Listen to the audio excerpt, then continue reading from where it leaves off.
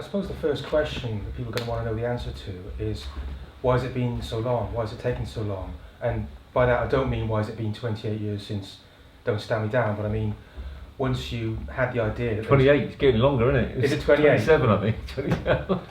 No, you're right. 5, yeah, 27. My maths isn't what it used to be. No, I just thought, God, that year's gone quick, but then I'm glad we... Okay. Blimey.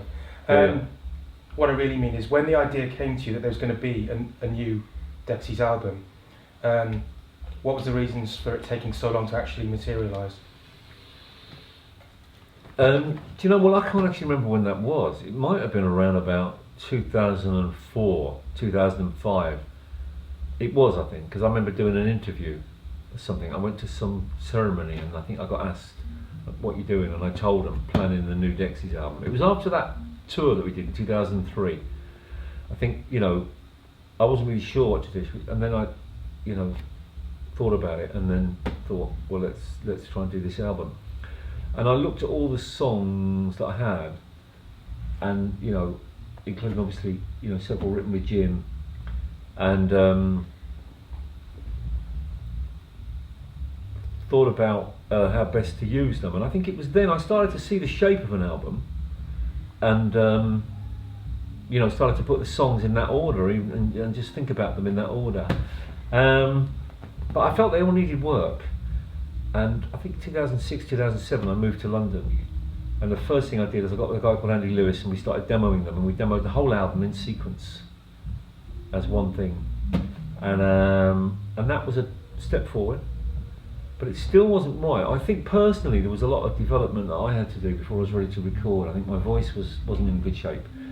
I could sing like 3 songs and then my voice would be tired, and it would be hard to sing any more than that. So I had to do a lot of work on that, first with a voice coach and then with a singing teacher. And I just don't think I was ready, I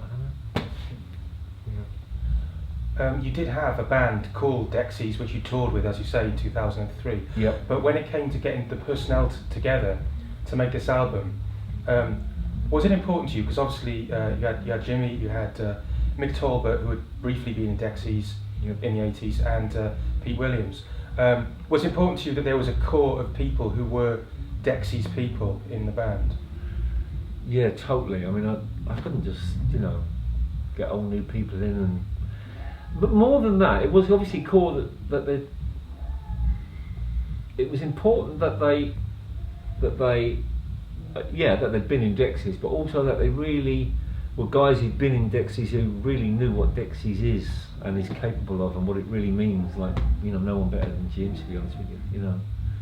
Jim, if I can ask you about your role in all this, because what people probably maybe don't realise is that you've been alongside Kevin in all his musical enterprises, from Dexys in the 80s right through to now. Yeah. Can you? What are your memories of how this incarnation came together? Well, I came into it quite late, actually. I think you'd probably recorded or certainly demoed a lot of the songs before I got involved. But I sent you the demos, didn't I? Yeah, you sent me the demos. I listened to them, and of course I loved the songs that we'd co-written before, and I loved the new ones. You know, it took me a little while to decide whether I wanted to do it, but that was only for personal reasons. Yeah. It took me about a couple of days anyway, you know, and that's a long time for me. What were the issues that you're weighing up there? You know, I hadn't played trombone for 16 years. You know, I didn't even know what it was. I found it in the attic eventually. You know, I almost broke my neck getting it down at the attic. And being into music for such a long time, you know, coming back, it's a big step. But it's Dexys, you know. You know, how could I refuse? You know, I could. I mean, I was just delaying because I needed to sort of psych myself up, really. You know, getting back on stage again after all that time is you know, scary. That was the other big one, wasn't it? If you wanted to play live. Yeah, I mean that was the biggest one. I mean, studio. You didn't play in 2003. No, you asked me to do it, and I wasn't ready to do it. You know, I was still no way I could get on stage in those days. You know. But now I've sort of conquered my fears. I've got more confidence, and I think I'm back where I belong. Really, you know. Dexys has always been. It's more in the band. It's a cliche, and I keep saying it, but it's more in the band to me. It's a way of life. It's you know, I live and breathe Dexys. Yeah. Yeah. So you made your demos Yep. in that way, but was there and ever the masters, yeah. They were the masters. was there ever a point in the making of it where you kind of sat down and said, okay, this is what we want it to sound like, and maybe even, you know, played some old records that encapsulated the feel that you were going for? No, do you know that here's a weird thing, because we were struggling with this for ages. Like 8 or 9 years ago, I was talking to Tim, the manager, just after the 2003 tour, and I went, 2004, when we decided I was going to make an album, I said, I don't know what I want to do, but I want it to be contemporary. I don't want it to sound like we did before, and I don't want it to sound like everybody else. I don't want it to sound old-fashioned, I want it to be contemporary. In fact, I think I might make an electronic album. That was what I was thinking at that point. And I was listening to different things. And Tim was like, really?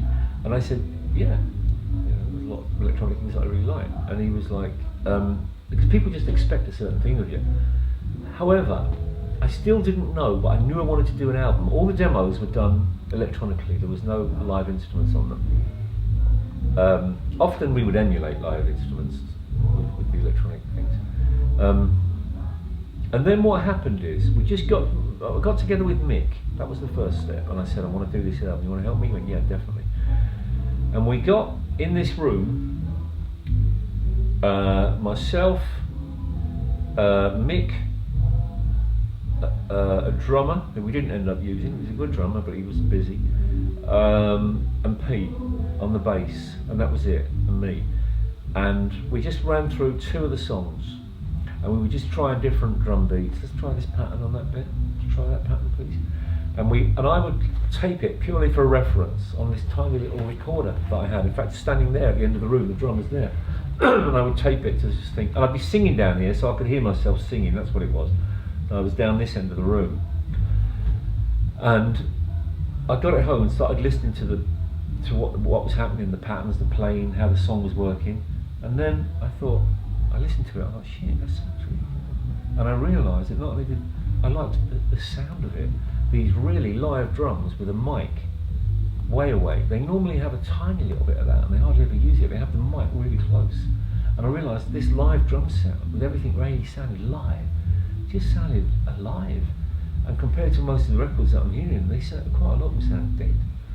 So I just thought, that's the sound. And I met Pete Schwier, and they played a massive part in this as well, who engineered and co-produced the album.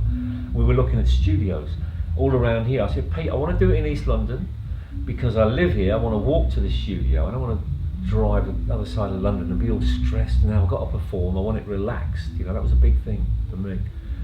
And I said, Pete, I played him in his car, I sat in his car, burnt it on the CD, and I played it. I said, look, do you know what, I really like the way this sounds. And it was recorded on this tiny little 50 quid Casio thing that you hold up. He went, do you know what, I do as well. I said, that's the sound we got to go for. We just obviously get it to sound great, and that was how we come up with the sound. And we just thought, that's a gift, take it.